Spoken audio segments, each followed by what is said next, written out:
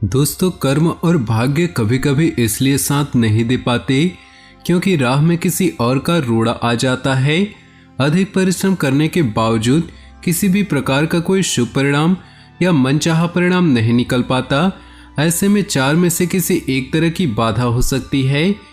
या चारों ग्रह बाधा, गृह बाधा, पितृबाधा, देव बाधा। हम यहाँ चारों तरह की बाधाओं के कारण और निवारण के बारे में बताएंगे। ग्रह से ज्यादा प्रभाव गृह का होता है, अर्थात ग्रह नक्षत्र से ज्यादा घर के वास्तु का प्रभाव होता है। यदि दोनों सही है तो फिर पितृबाधा पर विचार किया जा सकता है। यदि तीनों भी सही हैं तो फिर भी कर्म असफल हो रहा हो तो अंत में देव बाधा मानी जा सकती है। आइए जानते हैं उन बाधाओं के कारण और निवारण के बारे में। पहली प्राथमिक बाधा को ग्रह नक्षत्रों या कुंडली की बाधा माना जाता है। किसी को राहु परेशान करता है तो कोई शनि से पीड़ित है, जबकि असल में कुंडली बनती है पूर्व जन्म के कर्मों के अनुसार, फिर उसका संचालन होता है। इस जन्म के कर्मों के अनुसार कर्म के सिद्धांत को समझना बहुत ही कठिन होता है।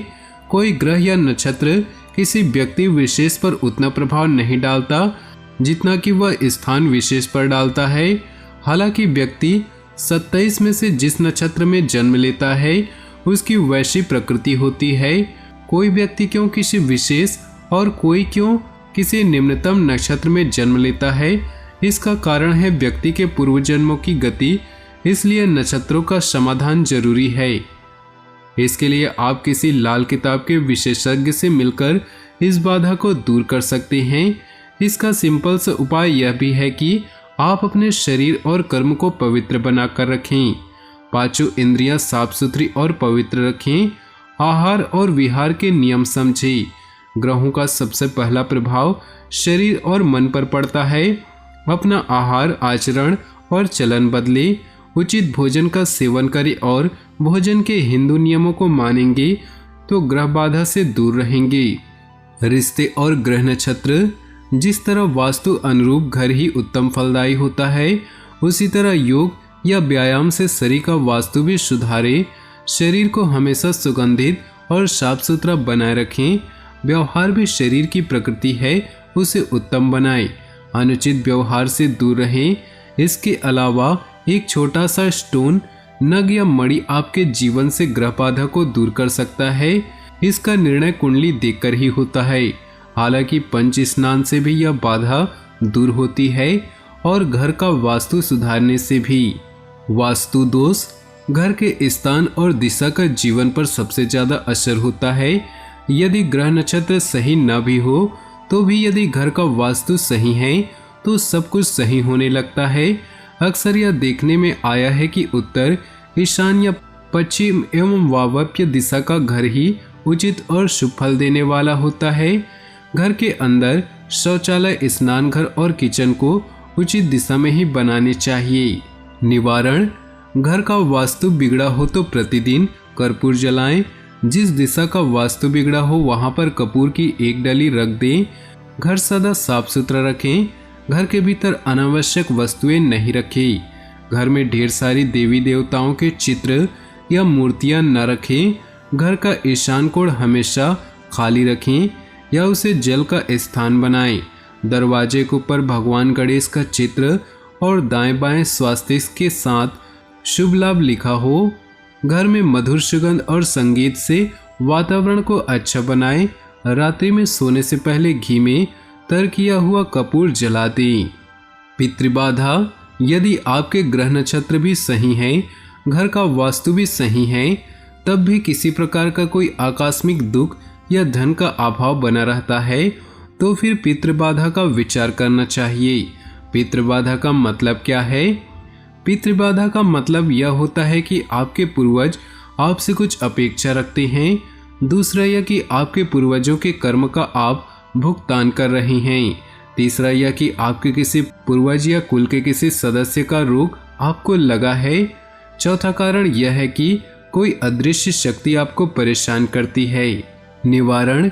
इसका सरल सा निवारण है कि प्रतिदिन हनुमान चालीसा का पाठ पढ़ना, श्राद्ध पक्ष के दिनों में तर्पण आदि कर्म करना और पूर्वजों के प्रति मन में श्रद्धा रखनी जरूरी है।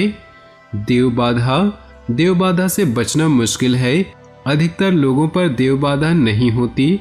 देव बाधा उन पर होती है जो नास्तिक है, सदा झूठ बोलते रहते हैं, किसी भी प्रकार का व्यसन करते हैं और देवी देवता धर्म या किसी साधु का मजाक उड़ाते या उनके प्रति असम्मान व्यक्त करते हैं।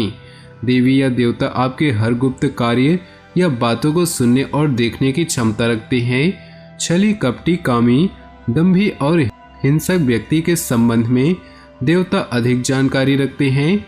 वे जानते हैं कि आप किस तरह के व्यक्ति हैं। आप मनुष्य के भेष में असुर हैं या मानव, देव है या दानव।